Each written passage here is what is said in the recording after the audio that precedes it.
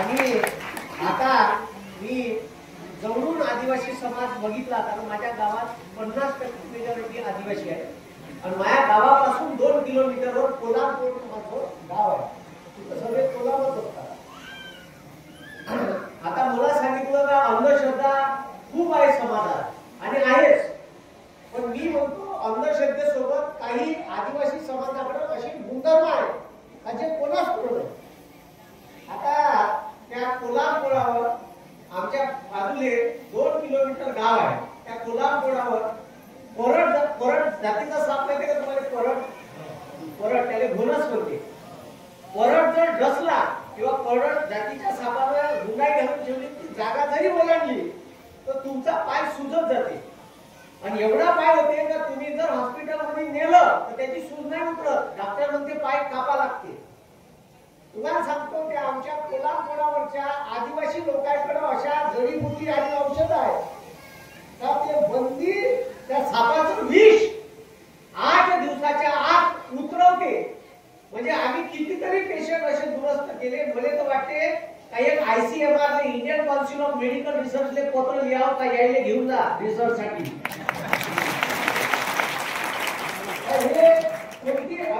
कोणती जडीबुटी असते, कोणत्या झाडाची असते आणि ते ताकात देते.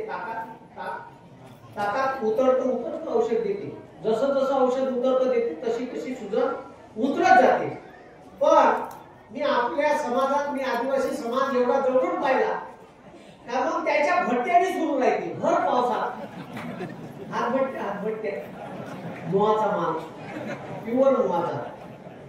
आणि आपले पोट्टे म्हणजे जर माझ्या गावात लग्न असं आदिवासीचं तर 2 झगडे झाले पाहिजे मिनिमम. 2 झगडे त्याच्यातच होते. मला हेच म्हणायचं आहे का आदिवासी समाज सुधारला पाहिजे. आपले आदिवासी समाज. आणि तुम्हाला जर वाटत असेल आम्हाला वनवासी म्हणते आदिवासी म्हणते, अरे या देशात तुमचाच हक्क आहे. या जगात भारतात नाही, या जगात जल जंगल जमीनचं संवर्धन कोणी केलं असेल आणि या देशातले पहिले कोणी नागरिक असेल तर तुम्ही आहे. कारण तुमचं नाव आहे आदिवासी. आदिवासी म्हणजे इथं कोणीच नव्हतं तेव्हा तुम्ही होती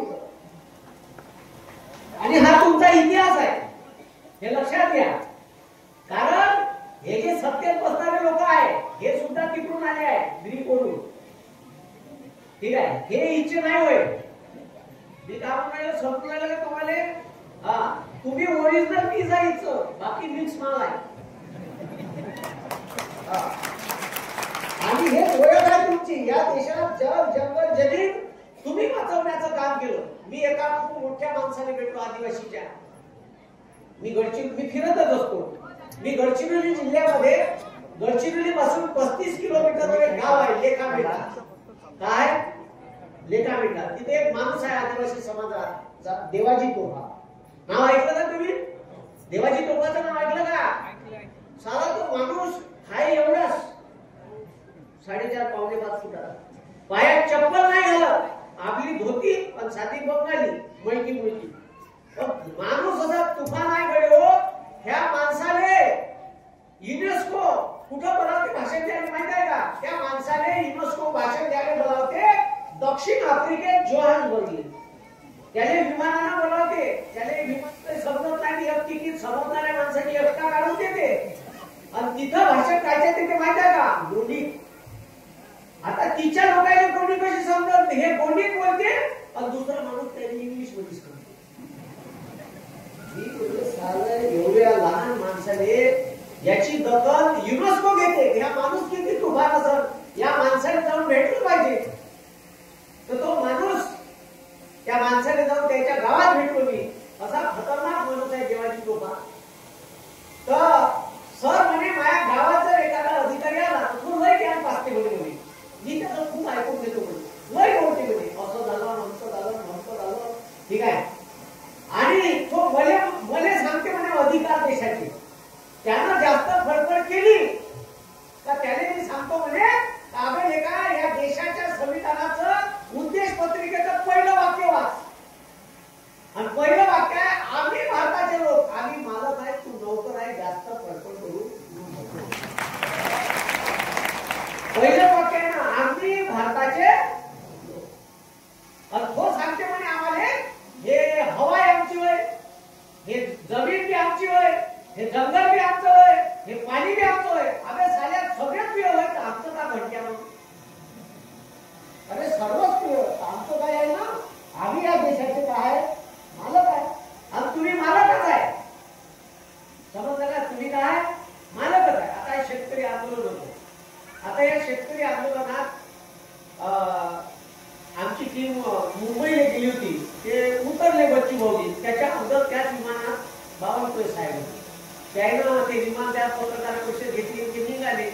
मग मी नारे दिले, बावनकुळे मुर्दाबाद, देवेंद्र फडणवीस मुर्दाबाद. विमान टाकण्याची माझ्यासमोरून चालले आणि मी जोर जोरात बोलले, ठीक आहे, आणि सायमन गोब्या असे नारे दिले.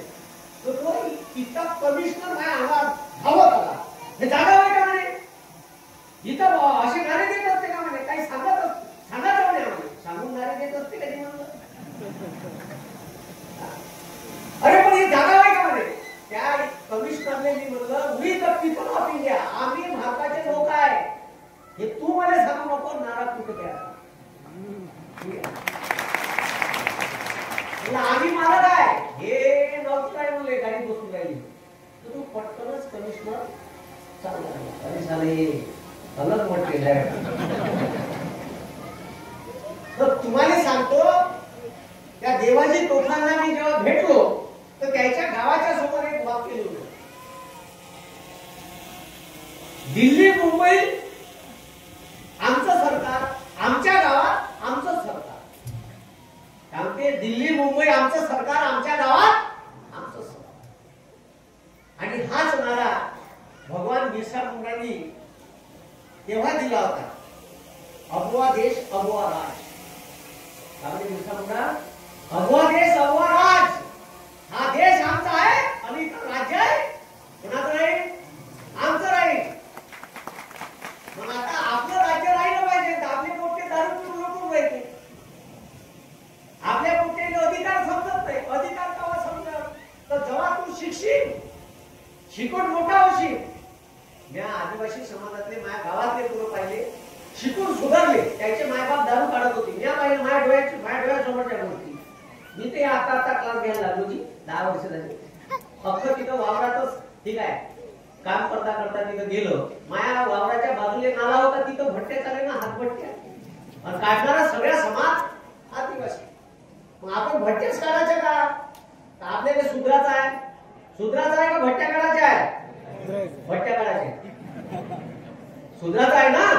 मग सुधरण कशामुळे, तर आपले पोरं 10वी 12वी नाही शिकले पाहिजे, आपले पोट्टे ग्रॅज्युएट झाले पाहिजे, आपले पोट्टे पीएचडी झाले पाहिजे, आपले पोट्टे नेट सेट झाले पाहिजे, आपल्या पोरांना एमपीएससीच्या यूपीएससीच्या तलाठी ग्रामसेवकाच्या परीक्षा दिल्या पाहिजे.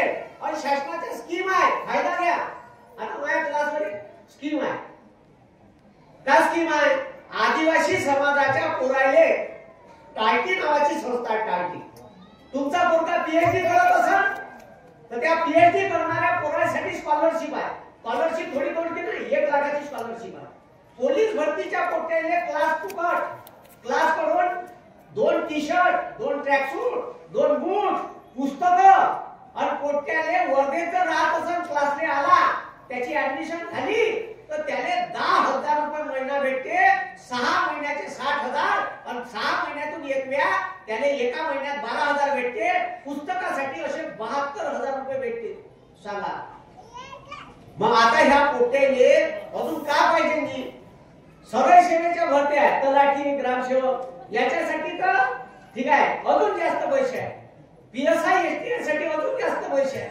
आणि जर आदिवासी समाजाचा पोरग दिल्लीला यूपीएससीचे क्लास करायला जात असत तर तिथं 15,000 रुपये राहायचे देते, 15,000 राहायचा खर्च महिना, आणि 2 लाख रुपये फी शासन भरते तुमच्या पोराची.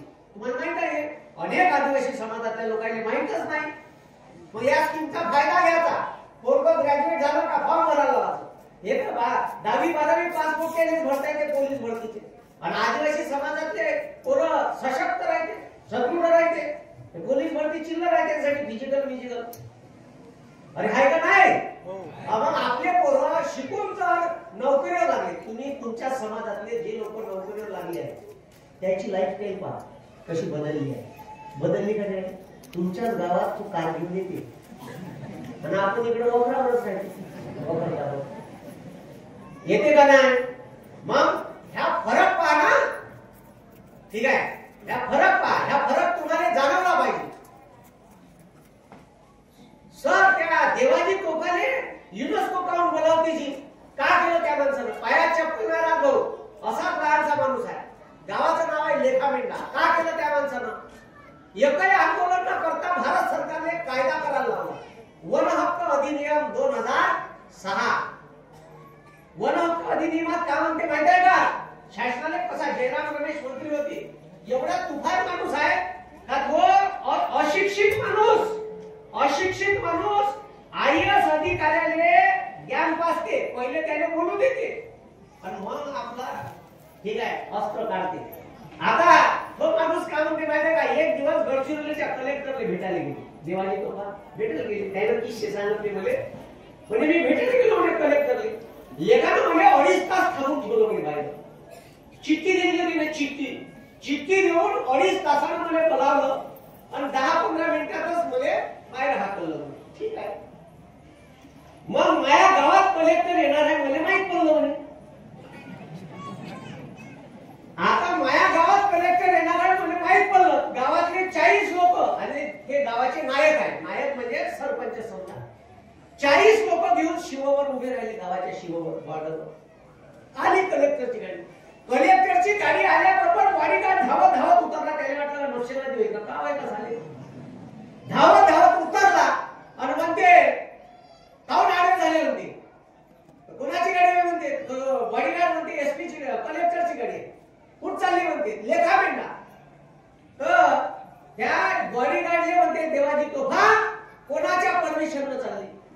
कलेक्टर आहे म्हणते त्याचे परमिशन नाही पाहिजे. भाऊ म्हणते मी या गावचा नायक आहे. त्या कलेक्टर जशी चिठ्ठी घेते ना तशी मला चिठ्ठी पाठवायची आणि तवाच माझ्या गावात यायचं. नाही तर गावात पाय ठेवायचा. या गावचा मालक मी आहे. मला चिठ्ठी पाठव. आता इथून सरळ निघ म्हणे. चिठ्ठी पाठवून माझी परमिशन घ्यायची आणि मग माझ्या गावात पाय ठेवायचा. कलेक्टरले वापस पाठवलं आणि चिठ्ठी पाठवल्या 2 दिवसानं परवानगी दिली. मग हे माझ्या गावात एवढे अधिकार गावातल्या सरपंचाले आहेत पण त्याला समजले पाहिजे. तो न शिकलेला माणूस कलेक्टरला अधिकार समजून राहिले की माझ्या गावात यायचं आहे तुम्हाला चिठ्ठी पाठवायची. तू पाठवतो की आपली कोणी चिठ्ठी देतं ना. मग एवढा खतरनाक माणूस आहे तो. काय एकही आंदोलन न करता सरकारने वन हक्क कायदा करायला सांगितला. का कायदा म्हणते का जर तुम्ही फॉरेस्टची जमीन 2006च्या अगोदर फॉरेस्टची जमीन शेती कसत आहे त्याच्या वाहत आहे तर ती जमीन तुमच्या नावानं करून भेटल असा कायदा कोणा केला? असा कायदा करायला लावणारा माणूस आहे देवाजी कोका. आणि त्याचं पहिलं गाव भारतातलं पहिलं गाव ज्याने वन हक्क प्रदान केले. जयराम रमेश मंत्री होते, पर्यावरण मंत्री. स्वतः त्याच्या गावात येऊन त्याने हक्क दिले आणि सगळ्या गावातल्या लोकांना जमीन आपली एकत्र केली आणि एकत्र कसायला लागली. आणि त्या गावात मी गेलो. त्या गावाचं का वैशिष्ट्य आहे पाहिलं तर सर म्हणे एखाद्या शेतकऱ्याला जर 10 पोते धान झाले तर त्याच्यातले तो एक पोत 10% हिस्सा ग्रामपंचायतने देते. ग्रामपंचायत नाही म्हणत ते ग्रामसभा म्हणते. ग्रामपंचायतचा राग आहे. या शब्दाचाच राग आहे त्या. ठीक आहे. तर म्हणे ग्रामसभेने देतो. मग म्हणलं त्या धान्याचं करता का? तर हे अशी कोरोना सारखी परिस्थिती आली तर हे अन्नधान्य आम्ही सगळ्या घराला समानतेने वाटून देतो. म्हणजे ग्रामपंचायतचं स्वतःच कोठारी आहे म्हणजे अन्नधान्याच्या. अरे बापरे. आणि जे जमीन आता आजूबाजूला खूप त्याच्या गावाच्या बाजूला खूप जंगल होतं आणि जंगल कायचं? जंगल होतं बांबूचं. त्याने सांगितलं का या जंगलावर आमचं राज्य आहे. या बांबू आम्ही वाढवले. हे तोडणार की आम्ही आणि याचे पैसे बी आमच्या ग्रामपंचायतने भेटल आणि त्या पैशात आम्ही ग्रामपंचायतची काम करू डेव्हलपमेंट. हे बी वन हक्क कायद्यातच आहे. पहिल्या वर्षी किती ग्रामपंचायतचं उत्पन्न माहित आहे? जेव्हा वन हक्क कायदा त्याच्या गावात लागू झाला त्याच्या गावाचं उत्पन्न होतं 1,05,00,000 रुपये. किती? अरे म्हणलं ह्या पैशाचं केलं का तुम्ही?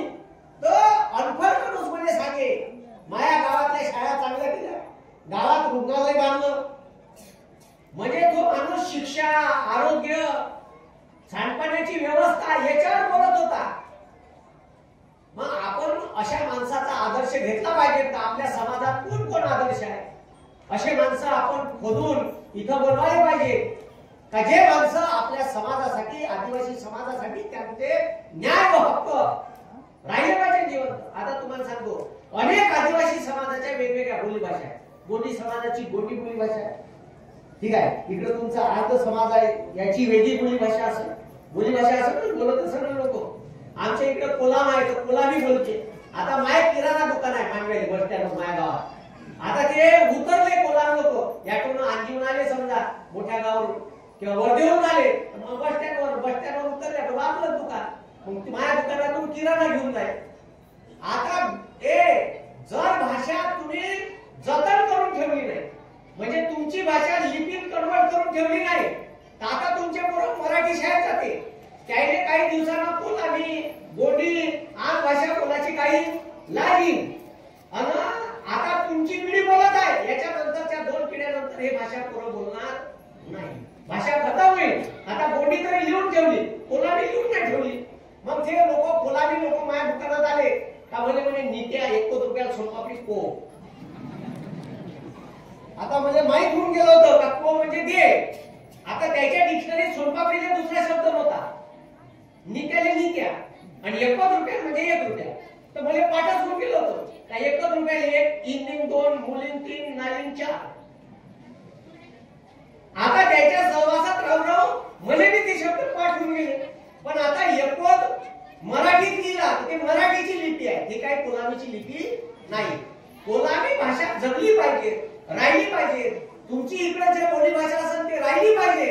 तर भारतीय राज्यघटनेनं तुम्हाला कलम 29 मध्ये अधिकार दिलाय का तुमची भाषा, तुमची लिपी, तुमचं खानपान जतन करून तुम्ही ठेवलं पाहिजे। कॉपी नाही मारायचं, कॉपी नाही मारायचं। तुमचे म्हणजे अंधश्रद्धा नाही पाहायचं म्हणून नाही, तुमचे लोकल डान्स आहे। आता तुम्ही आता मिरवणुकीत केली असेल ना, आहे का नाही? अरे आहे का नाही? हा, आमच्या इकडे कोलाम लोक दंडार होते, दंडार इकडे होते का? दंडार नावाचा प्रकार भरते का? हा, पुन्हा कोंबड्या गिंड्या भाडवे तिकडे जंगलात कातीचे कोंबडे म्हणते तिकडे ते आता माझ्या गावात बघायचे तर दंडार भरवे। तर ते तुमच्या ज्या संस्कृती आहे ते जतन करून ठेवा, याच्या नंतरच्या पिढ्या जतन करून ठेवण्याची गॅरंटी नाही। हे तुम्हाला या देशाच्या संविधानाने अधिकार दिला। मी पुण्यात होतो, आता पुण्यात होतो तर पुण्यातले प्रत्येकाने माझ्या भाषेला हसी, तर मी लाश्चर्य इथलेला माणूस होतो, माणसाच्या बाजारात तिथून आलो होतो। त्याच्यामुळे मग मी पुण्यात गेलो तर माझ्या भाषेला लोक हसे, तर मी हसू देव, मी पुण्यातली भाषा अजिबात घेतली नाही। मला तुला घाल कुत्र्याला कशाला पाहिजे, मी तिच्या पोट्याले आबे काबे साले शिकवले आणि वरून खबरा खायचं बी शिकवलं, पण म्या नाही खाल्ला। आता तिच्या पोट्याले म्या मराठी भाषा शिकवली, त्याची शिकली नाही। मी पहिल्यापासूनच असा होतो आणि मी क्लास घ्यायला लागलो तर याच भाषेत क्लास घेणं सुरू केले मध्ये मी भाषा बदलवली नाही। मला माहित होतं ओल्ड इज गोल्ड, गावरानी आहे, कॉकरेल आहे, बॉयलर आहे। गावरानीची मजा कॉकरेल बॉयलर मध्ये नाही आहे का नाही? म्हणून आपल्या घरी पाहुणे आल्यावर काम ते पाहुणा एखादा गावरानी कोंबडं पाहिजे, कॉकरेल पाहिजे म्हणते का तू का पाहिजे म्हणते? शेवटी गावरानी आहे आणि तुमची भाषा तुम्ही जतन करून ठेवायची। फक्त आता इंटरव्ह्यूला गेले तर इंटरव्ह्यू वाल्याने आपली कोलामी आणखी समजणार नाही, तर त्याच्यासमोर मराठीत बोलायचं, पण मराठीतले शब्द थोडेफार इकडे तिकडे झाले त्याला समजते। आता समजा एखादा कोणता आपलं गेलं इंटरव्ह्यूला PSIच्या आणि इंटरव्ह्यूला गेल्यावर हे जर पुण्यासारख्या सोफिस्टिकेटेड भाषेत बोलायला लागलो, ठीक आहे सर मला BSc करायला 4 वर्ष लागली, माझं BSc आणि असं करता करता आलं त्याच्या बोलण्यात म्हणे गेली ती इज्जत, त्यानं ओळखलं तो कुठचा होय, पहिलीच इज्जत घालून घे ना, मी असा आहे जेव्हा तसं पा म्हणजे मला तुला करता करता एखाद्या वेळेस जर मले आलं तर ते ओळखून घेते नाही कुठचा आहे, तर तू पहिले टाकून दे मी असा आहे, आणि याच्या काही फरक तिकट नाही पडत, उलट चांगले मार्क पडते। तुम्ही ओरिजिनॅलिटी जर दाखवली आणि तुम्ही जर डुप्लिकेट मला पेश केला तर ते ओळखतात हे झालं ठीक आहे, म्हणजे मोडून मोडून राहील आणि वैताग येते ते. मग मी तसंच राहिलो, मी नाही बदलतो. काऊन बदला तू? आता तुम्हाला कारण भाषा खूप चांगली गोष्ट आहे. तुमच्या इकडे जी बोली भाषा बोलते ती जतन करून ठेवायची. काय तिकडल्या भाषेत बोललं पाहिजे, काही गरजेचं नाही. ठीक आहे, आपली बोली भाषा ही जतन करून ठेवली पाहिजे. ठीक आहे, आपली संस्कृती जतन करून ठेवली पाहिजे, आपले फोक डान्स जतन करून ठेवले पाहिजे. हे देशाच्या संविधानानं तुम्हाला अधिकार दिलेले आहे. आणि मी जेव्हा एमपीएससीचा अभ्यास करायला लागलो तेव्हा मला पहिलं झालं का आपली बोली भाषा आपल्याला जतन करून ठेवण्याचे अधिकार संविधानात दिले आहे. पी चिदंबरम पाहिले का तुम्ही? अर्थमंत्री पी चिदंबरम पाहिला का माणूस? पांढरं धोतर घालते असं, हे लुंगी सारखं संसदेत जाते. आपला माणूसच नाही ना, जगावर तुम्ही लुंगी घालून जाण का? पण त्याला त्याची ठीक आहे संस्कृती सोडली नाही. प्रत्येक राज्यात वेगवेगळी बोली भाषा आहे, वेगवेगळे खानपान आहे, वेगवेगळं राहणीमान आहे. आपल्याकडे लोक वेगळे राहतात, ठीक आहे, पंजाब मधले लोक वेगळे ड्रेस घालतात. दिलं ना, हे सगळे स्वातंत्र्य आपल्याला दिलं आहे. पण आपली बोली भाषा, आपलं खानपान, आपलं राहणीमान सोडायचं नाही. याच्यात तुम्हाला श्रद्धेचं स्वातंत्र्य दिलं. कशाचं स्वातंत्र्य दिलं? श्रद्धेचं दिलं, अंधश्रद्धेचं नाही. वा कोणी आला माणूस एखादा, ठीक आहे, आणि त्याला म्हणलं इथं गुप्त घर आहे, 22 पत्या कासव पाहिजे, पण एक नरबळी द्या लागते, चालला ह्या. काही लोक स्वतःच्या लेकराचा नरबळी देतात. यवतमाळी घटना घडली आहे. असं काही करू नका. धन घेऊन कुठं सापडत नाही. मनगटावर विश्वास ठेवा, मनगटच तुमचं तुम्हाला भविष्य देऊ शकते. असं गुप्तधन भेटत नाही. काही तर लोक मी असे पाहिले, ओबीसी समाजातले मी पाहिले, माझं राणी गेली का काही थांबली दिवसभर बोलतात. अबे लेका ती माझं राणी नाही गेली, तू माझी आडवा गेला त्याचं काम, तिचं काम नाही होणार आज, तू आडवा गेला म्हणून. ह्या म्हणते म्हणजे माझं राणी गेली म्हणून तुला अशुभ आहे, आता माझे काम होणार नाही. पण त्या माजरीचं म्हणजे ह्या जर अपशुकीने असेल तर मग ह्या याचा विचारच नाही करत, ह्या माजरीचाच विचार करते. असे लोक अंधश्रद्धाळू आहेत. लोक लिंबून मिरच्या बांधते म्हणाले. का होणार आहे त्याला? सांगा बरं, का होणार आहे? बरं हे तो सोडा, तुम्ही तर काही अनपढ आहे बांधणारे, शिकले समजले लोक बांधतात. या देशाची संरक्षण मंत्री निर्मला सीतारामन यानं राफेल आणलं, राफेल फ्रान्सवरून आणलं. ह्या राफेलने लिंबून मिरच्या बांधल्या. मी थक्क झालो. सारं म्हणलं देशाचं संरक्षण आणि भारताच्या संविधानातलं राज्यघटनेचा भाग 4 कलम 51 म्हणते का या देशातल्या लोकांनी विज्ञाननिष्ठ दृष्टिकोन बाळगावा, अंधश्रद्धा बाळगू नये. आणि तिने लिंबून मिरच्या बांधला आणि कने त्या फ्रान्सची राष्ट्राध्यक्ष कण्याशी वापरून पाहून राहिली. बाकी दिस मग तिले भारतातला माणूस सांगे दिस इज लिंबून मिरच्या. म्हणजे हाऊ इज वर्क, हे कसं काम करते? In the bomb coming on the Pakistan, ते लिंबून मिरच्या काही ना बॉम्ब होत नाही. आपल्याला बॉम्ब टाकायचं कामच नाही. असं होईल का? अरे असं होईल का? लिंबून मिरच्या बांधल्यानं ठीक आहे, तुमच्या घरावरचं काही विघ्न टळणार आहे का? एखादा मेळ मरणार नाही, वाचणार नाही का त्याच्यामुळे? हे अंधश्रद्धा आहे. कोणी कर्दी गिरणी करते का? 1 लाख बक्षीस आहे मायावर. कर्दी गिरणी मायावर मायावरच करायची, मलेच मारायचं आणि मी 1 लाख रुपये ठेवी, ते घेऊन द्यायचे. बक्षीस आहे. अंधश्रद्धा निर्मूलन कमिटीकडून मी बक्षीस आहे 5 लाखाचं. कोणी असं तर पण सांगा, त्याला आपण पाकिस्तानच्या बॉर्डरवर निघू. कामाचा माणूस आहे तू भाऊ, बिना शस्त्राला बंदुकीच्या गोळीनं माणसं मारल ना. ठीक आहे, बस इकडे उभा ठेवा. करवरच्छू म्हणतात आली चल गायब, पाकिस्तानची सेना गायब. लॉजिक थोडंसं तरी डोकं लावायचं. आणि जर हे तुम्ही डोकं लावत नसाल तर ते डोकं माणसाने त्याच्यासाठी दिलं आहे का चुकीचं का, खरं का, खोटं का? तुम्हाला सांगतो, गाडगे महाराजाचा एक किस्सा सांगतो. गाडगे महाराज एका गावात निघाले, दुसऱ्या गावात चालले होते पैदल. जात असताना सकाळी 9:30-10 वाजता एक ब्राह्मण ते दशक्रियेची पूजा करून राहिला. दशक्रिया 10वा दिवस ते हाताचं पिंड दान करते ना, त्याचं चालू होतं ते. हे दिसलं गाडगे महाराजाने. तर गाडगे महाराजाने ते दिसल्याच्या नंतर गाडगे महाराज तिथं गेले आणि त्या माणसाला म्हणायला लागले का अरे बाबा मी 3 दिवसाचा उपाशी आहे, म्हणजे तो भात खाले दे, मी उपाशी आहे, 3 दिवसाचा उपाशी आहे. तर त्याने दुर्लक्ष केलं. अरे बाबा मी उपाशी आहे म्हणजे थोडासा भात दे त्याच्यातला. ए म्हणे तो भात पिया नाही याचा बापाचा आहे म्हणे, तो ब्राह्मण म्हणे. तर म्हणे याचा बाप कुठं आहे, याचा बाप मेला म्हणे. मग मेला तर तो खाणार कसा, म्हणे याचा भात स्वर्गात जाणार आहे म्हणे. कोण पोहोचून देणार आहे स्वर्गात, तो ब्राह्मण म्हणे मी. असं का तू देणार आहे का.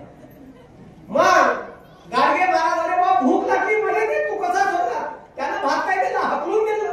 हकलून दिल्यावर गाडगे महाराज तिथून 15-20 फुटावर गेले आणि नदीतलं पाणी आंघोळीत घेत जाय आणि आंघोळीतून काय नदीच्या काठावर रेतीत फेकत जाय. आंघोळीत घेत जाय रेतीत फेकत जाय. याची पूजा चालू होती आणि गाडगे महाराजाचा तमाशा चालू होता. अर्धा तास त्याचं तेच चालू. मग तो ब्राह्मण आणि ज्याचा बाप केला तो आला. म्हणजे तर काय करताय म्हणे तू. काय नाही म्हणे ना वावराला पाणी ओलत आहे. इथून कसा ओलत आहे म्हणे. बापा इथून स्वर्गात त्या बापाले ते पिंडदान करायला भात नेऊ शकते, तुम्ही इथून पाणी नाही मिळू शकत का.